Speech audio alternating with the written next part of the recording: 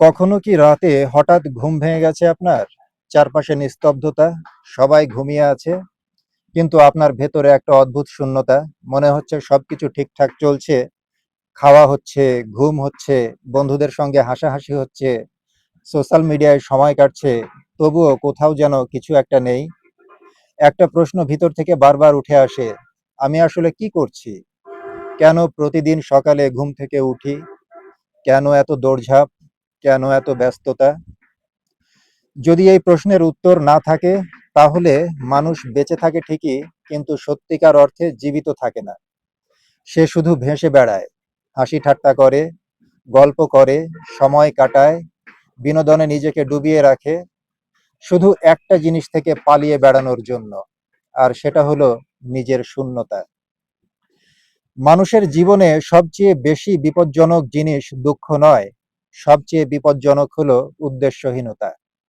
কারণ দুঃখ মানুষকে ভাবতে শেখায়, ব্যর্থতা মানুষকে বদলাতে শেখায়, কষ্ট মানুষকে শক্ত হতে শেখায়।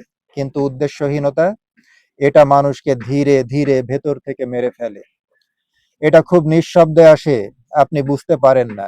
একদিন দেখবেন আপনার পুরো জীবনটাই কেটে যাচ্ছে ছোট ছোট আনন্দের পেছনে দৌড়াতে দৌড়াতে। আজ একটু বিনোদন, কাল একটু আড্ডা, পরশু একটু ঘোরাঘুরি, তারপর আরেকটু অলসতা। এভাবেই দিন যায়, মাস যায়, বছর যায়। তারপর একদিন আয়নার সামনে দাঁড়িয়ে মনে হয়, আমি এতদিন আসলে কি করলাম?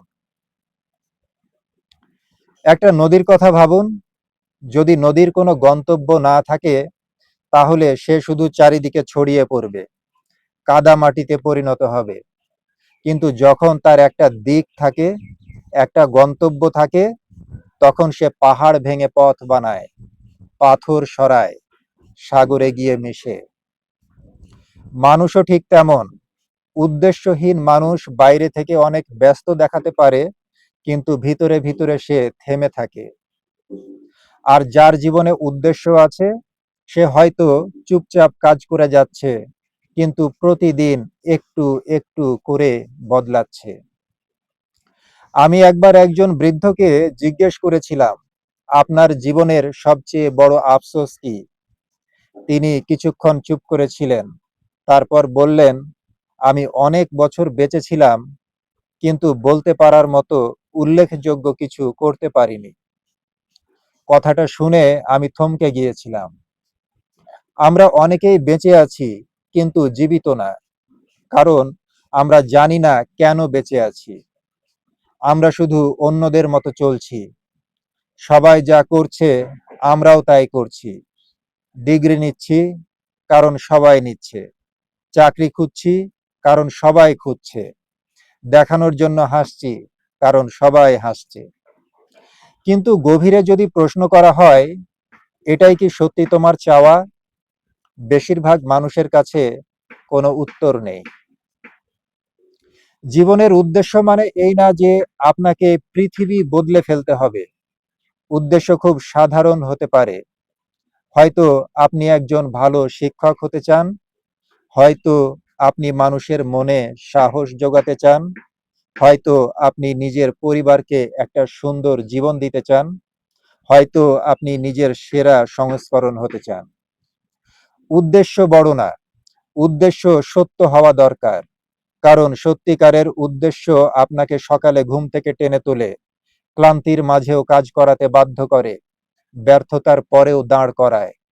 কারণ তখন আপনি শুধু বেঁচে থাকেন না, আপনি জানেন কেন বেঁচে আছেন, কি জন্য বেঁচে আছেন। আজ যদি মনে হয় আপনার জীবনে কোনো উদ্দেশ্য নেই, ভয় পাবেন না। এর মানে আপনি হারিয়ে যাননি, এর মানে আপনি খুঁজতে শুরু করেছেন।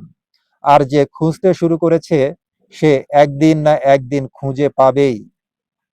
শুধু একটু থামুন, নিজেকে জিজ্ঞেস করুন, কোন কাজটা করলে আপনার ভিতরটা শান্ত হয়, কোন কাজটা করলে মনে হয় আপনি সত্যি বেঁচে আছেন।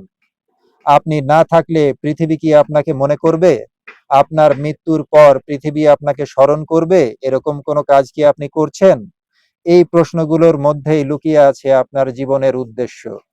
জীবন খুব ছোট, এত ছোট যে উদ্দেশ্য ছাড়া বেঁচে থাকার মতো বিলাসিতা আমাদের নেই। তাই ভেসে বেড়াবেন না।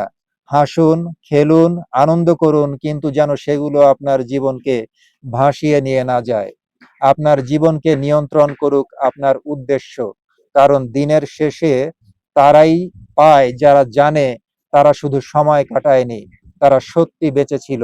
তারা সত্যি বেঁচে ছিল কোনো একটা উদ্দেশ্যের জন্য।